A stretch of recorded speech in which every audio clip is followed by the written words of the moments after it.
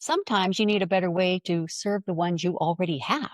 One of the simplest ways to do that, partner with a non-competing business who works in the same business of identity of customers that you have. That's your audience. That's their audience. To your customer, it feels like a gift. But what you're also doing is actually expanding your revenue without starting from scratch.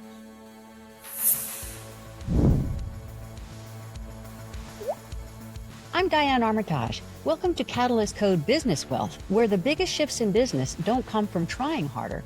They come from letting a different idea in, from seeing what's already there differently.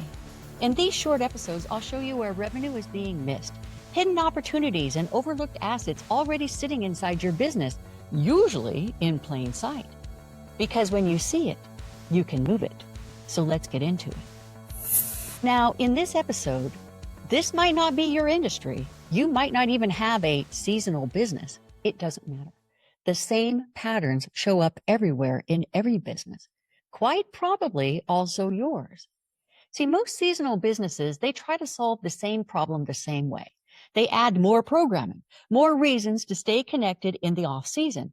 But that's not where the real opportunity is. Years ago, I was working with a major ski mountain that had built out year-round events to keep their audience engaged and to attract a broad sweep of new visitors. Fine, but they weren't looking at the silos inside their own customer base. I zeroed in on their hardcore snowboarders, the ones who did those larger excursions with their staff, and it was a sizable number of repeat visitors.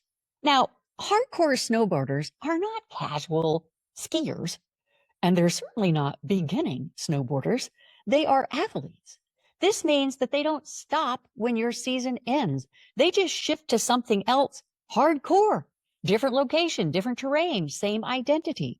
So instead of trying to talk them into a summery wine and fine art festival, I followed the athletes and connected them with a rafting outfitter in Moab. Imagine that, serving the same silo of clientele in a different season. This is an old trick I learned from the gent I worked with back in the late 90s, the iconic Jay Abraham. He calls it sister cities. The idea is simple. Ski mountain, gift your hardcore athletes with a great idea. Category 5 river rafting in Moab. River rafting outfitter, gift your hardcore athletes with a great idea. Advanced level snowboard excursions with guides in ski mountain. So I created a personalized letter for these VIP athletes, each company introducing their audience to the other. And we armed them with VIP codes, discounts, and URLs, which led to a secret back page on each of their websites. Each company received referral percentages and had open access to view the other's incoming registrations. No competition, no overlap, no reinvention required. What looked like a seasonal limitation offered a silo of new revenue that hadn't been followed far enough. Did you get that? What looked like a limitation offered a silo of new revenue that hadn't been followed far enough.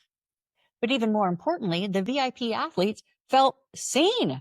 They responded not just in engagement, but in significant revenue that couldn't be ignored. And their loyalty the following season to the parent company, that even increased. They appreciated these businesses understanding who they were. That is understanding the identity of your client. See, most businesses try to hold attention. Very few track identity. So, question for you. If you tracked identity instead of attention, where would your client go next? It's already there. You just haven't seen it yet. And when you see it, you can move it. If this made you see something differently, stay with me. There's more to come.